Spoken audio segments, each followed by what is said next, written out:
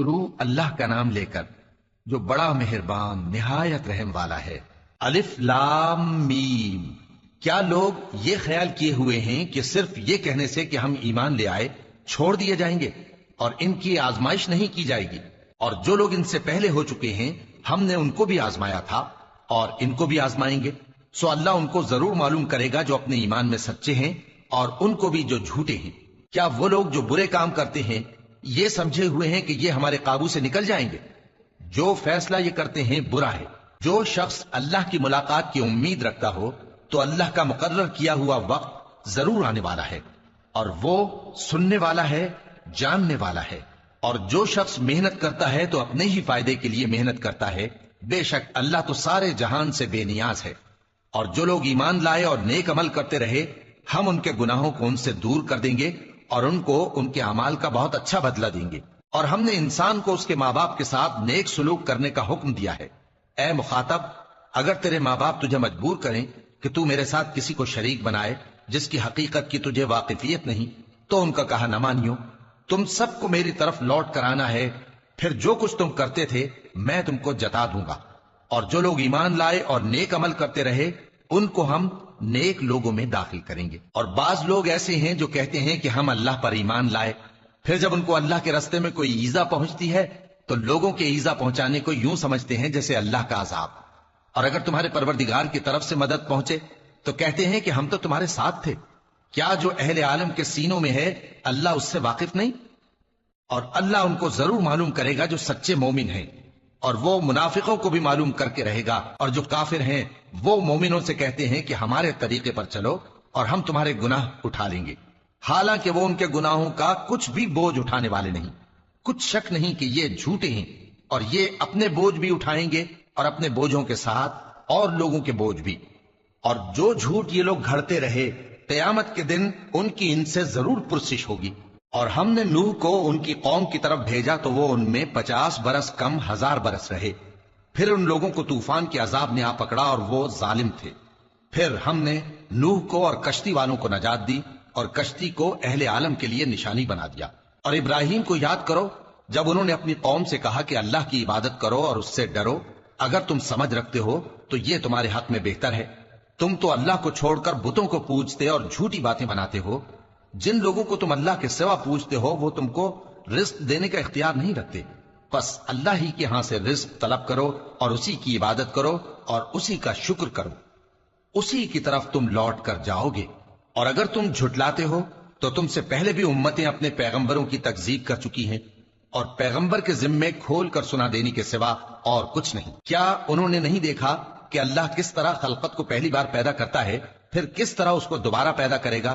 یہ اللہ کو آسان ہے۔ کہہ دو کہ ملک میں چلو پھرو اور دیکھو کہ اس نے کس طرح خلقت کو پہلی دفعہ پیدا کیا ہے، پھر اللہ ہی دوسری بار بھی پیدا کرے گا۔ بے شک اللہ ہر چیز پر قادر ہے۔ وہ جسے چاہے عذاب دے اور جس پر چاہے رحم کرے، اور اسی کی طرف تم لوٹائے جاؤ گے۔ اور تم اس کو نہ زمین میں عاجز کر سکتے ہو نہ آسمان میں، اور نہ اللہ کے سوا تمہارا کوئی دوست ہے اور نہ مددگار۔ اور جن لوگوں نے اللہ کی آیتوں سے اور اس کے سامنے حاضر ہونے سے انکار کیا وہ میری رحمت سے نا امید ہو گئے ہیں اور ان کو درد دینے والا عذاب ہوگا۔ تو ان کی قوم کے لوگ جواب میں بولے تو یہ بولے کہ اسے مار ڈالو یا جلا دو، مگر اللہ نے ان کو آگ میں جلنے سے بچا لیا۔ جو لوگ ایمان رکھتے ہیں ان کے لیے اس میں نشانیاں ہیں۔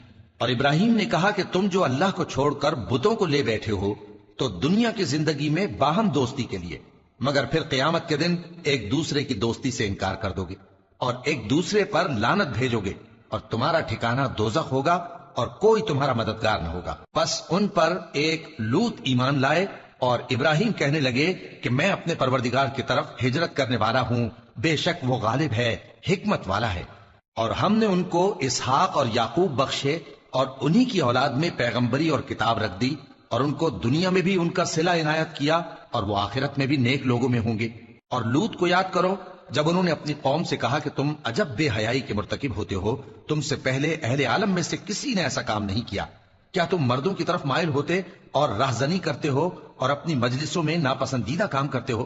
تو ان کی قوم کے لوگ جواب میں بولے تو یہ بولے کہ اگر تم سچے ہو تو ہم پر عذاب لے آؤ۔ لوط نے کہا کہ اے میرے پروردگار، ان مفسد لوگوں کے مقابلے میں مجھے نصرت عنایت فرما۔ اور جب ہمارے فرشتے ابراہیم کے پاس خوشی کی خبر لے کر آئے تو کہنے لگے کہ ہم اس بستی کے لوگوں کو ہلاک کر دینے والے ہیں کہ یہاں کے رہنے والے نافرمان ہیں۔ ابراہیم نے کہا کہ اس میں تو لوط بھی ہیں۔ وہ کہنے لگے کہ جو لوگ یہاں رہتے ہیں ہمیں سب معلوم ہیں، ہم ان کو اور ان کے گھر والوں کو بچا لیں گے بجز ان کی بیوی کے کہ وہ پیچھے رہنے والوں میں ہوگی۔ اور جب ہمارے فرشتے لوط کے پاس آئے تو وہ ان کی وجہ سے ناخوش اور تنگ دل ہوئے۔ فرشتوں نے کہا کچھ خوف نہ کیجیے اور نہ رنج کیجیے، ہم آپ کو اور آپ کے گھر والوں کو بچا لیں گے مگر آپ کی بیوی کے پیچھے رہنے والوں میں ہوگی۔ ہم اس بستی کے رہنے والوں پر اس سبب سے کہ یہ بدکرداری کرتے رہے ہیں آسمان سے عذاب نازل کرنے والے ہیں، اور ہم نے سمجھنے والے لوگوں کے لیے اس بستی کی ایک کھلی نشانی چھوڑ دی۔ اور مدین کی طرف ان کے بھائی شعیب کو بھیجا تو انہوں نے کہا اے قوم، اللہ کی عبادت کرو اور روز آخر کے آنے کی امید رکھو اور ملک میں فساد نہ مچاؤ۔ مگر انہوں نے ان کو جھوٹا سمجھا، سو ان کو زلزلے کے عذاب نے آ پکڑا اور وہ اپنے گھروں میں اوندھے پڑے رہ گئے۔ اور عاد اور سمود کو بھی ہم نے ہلاک کر دیا، چنانچہ ان کے ویران گھر تمہاری آنکھوں کے سامنے ہیں۔ اور شیطان نے ان کے اعمال ان کو آراستہ کر دکھائے اور ان کو سیدھے رستے سے روک دیا، حالانکہ وہ دیکھنے والے لوگ تھے۔ اور قارون اور فرعون اور حامان کو بھی ہلاک کر دیا، اور ان کے پاس موسیٰ کھلی نشانیاں لے کر آئے تو وہ ملک میں مغرور ہو گئے، اور وہ ہمارے قابو سے نکل جانے والے نہ تھے، تو ہم نے سب کو ان کے گناہوں کے سبب پکڑ لیا۔